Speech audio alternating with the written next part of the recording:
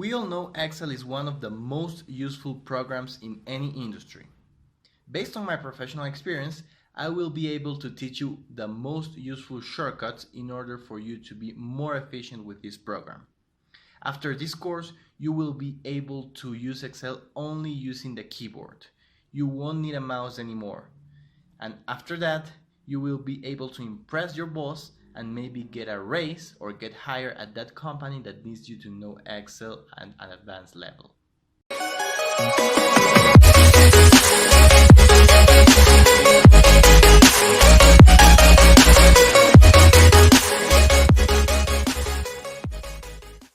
In this table, we have fictional information about the sales of a fictional superstore. Obviously, you will be able to download this file. What we want to do is to get some basic information about this table by using Excel shortcuts. For example, if we want to know the number of rows, we can go to the last row with Control down and see that the row number is 9,995. So we have information about 9,994 customers because the first row contained the column headers. If we want to go back to the first row, we can do this with Control Up. If we want to go to the last column, we can do this with Control Right. This takes us to column U that contains information about the profit. If we want to go back to the first column, we can do this with Control Left. Now suppose I want to select the first column entirely. I can do this with Control Shift down. I selected this first column, and as you can see at the bottom of the program, the count or the number of elements selected is 9,995.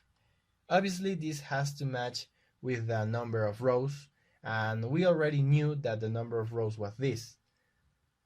But what about the number of columns? If I go to the last column, this is column U. If you know that U is the 21st letter in the alphabet, then you're good to go. If you don't know this, then we can select this entire row and see at the count.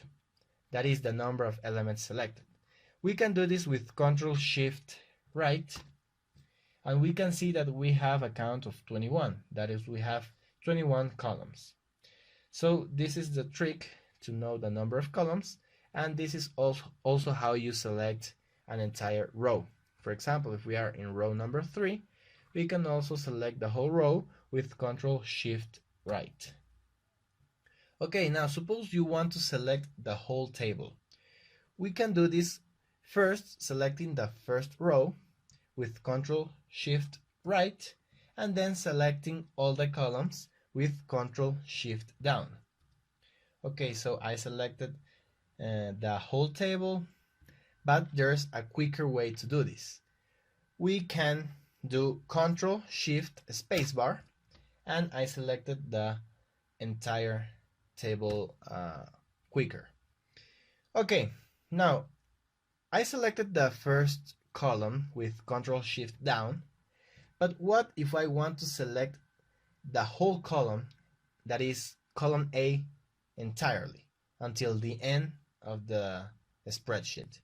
I can do this with Control Space, and if I want to select the whole row until the end of the columns, I can do this with Shift Space.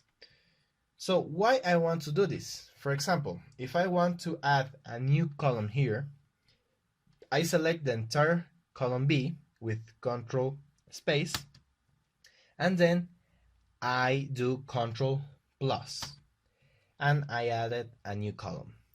I can add as many columns as I want, provided I select first the entire column, and I can delete these columns with Control minus. If I want to add a new row, I first select the whole row with Shift Space, and then I do Control Plus. I can add as many rows as I want, and if I want to delete them, I can do this with Control minus. Here we are again with our table that contains fictional sales of our fictional superstore. We are in a completely random cell we are in cell M42 and we want to go back to the first cell of our table. To do this, we press Ctrl Home and we are now in cell A1, which is the first cell of our table. If we want to go to the last cell of our table, we press Ctrl End. Now we are in cell U9995, which is the last cell of our table. Pretty well. Now I want to create a new sheet. I can do this by pressing Shift F11. Okay, now in this new sheet, I want to generate 20 random numbers. I will use the function rand from Excel. So I've generated my first random number. I am going to copy this formula and then I am going to select these cells until cell A20. I am going to paste the formula with Ctrl V and now I have 20 random numbers. But if I write something like example here, you see that the numbers were generated again. If I delete the content of this cell, the numbers were generated again. This happens because the function rand is executed every time we do anything. So we want a fixed set of random numbers, and to achieve this, we are going to select all these random numbers with Ctrl Shift down. I am going to copy them, and here I am going to press Alt Ctrl V and select values.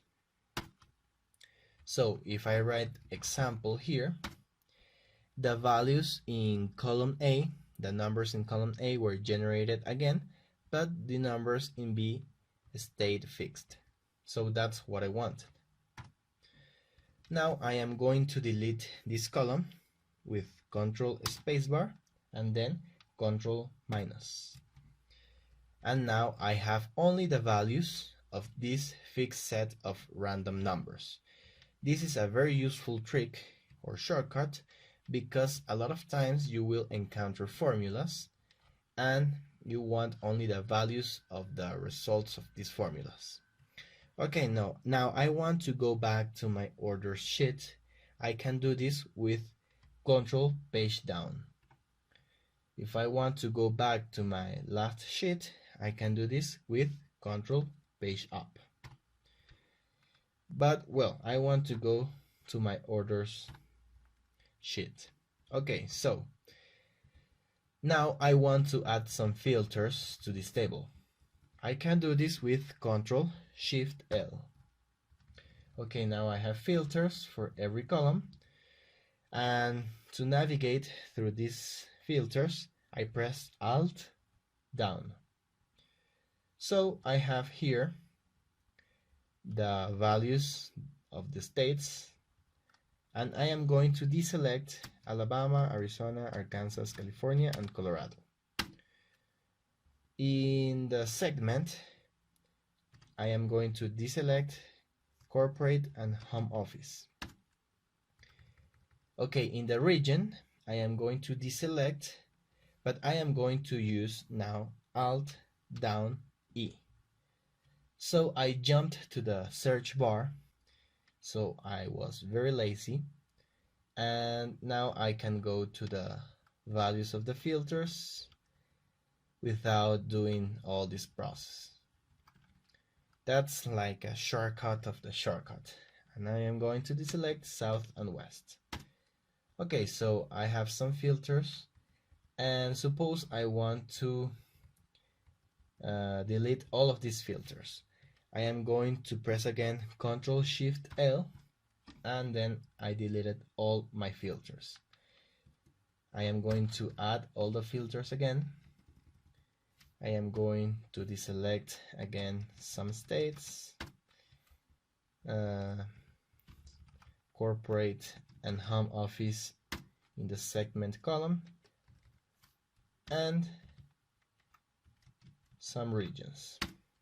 Okay, now suppose I want to delete all the filters from the segment. I can do this with Alt down C.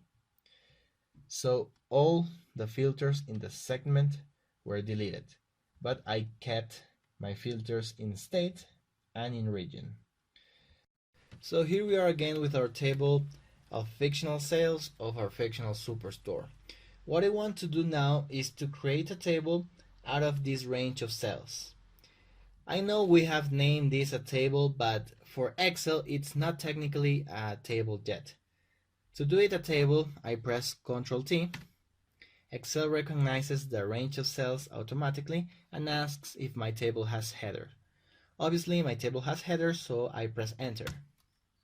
Now I have a table, and for example we can rename this table to sales, for example, in the Design tab. Tables are very useful as we can use more advanced tools like Power Pivot or Power BI to create some beautiful charts, but we're going to stay with the basic stuff here. For example, if I press Ctrl-Shift-T, a new row is added. It says here total, and if I go to the last column, it gives me some number here. If I press Alt down, I can see that this is the sum of the profit. I can ask for other quantities like the average or the standard deviation, but I'm going to stay with the sum. I can do this not only with the last column, but with each of the columns. For example, for sales, I'm going to also stay with the sum of the sales. Now I am going to add a new column. It will be called percentage. And as a percentage, I'm going to divide this with the total of the profits. Now suppose I want the percentage, but now of the sales. To modify a formula, I press F2, and here I can delete all of this and divide this with the total of the sales. Notice that each of the rows are calculated automatically. We don't have to copy this formula in all of the remaining rows. That's one of the advantages of the table. Now suppose I want to hide this column. I can do this with Ctrl-0.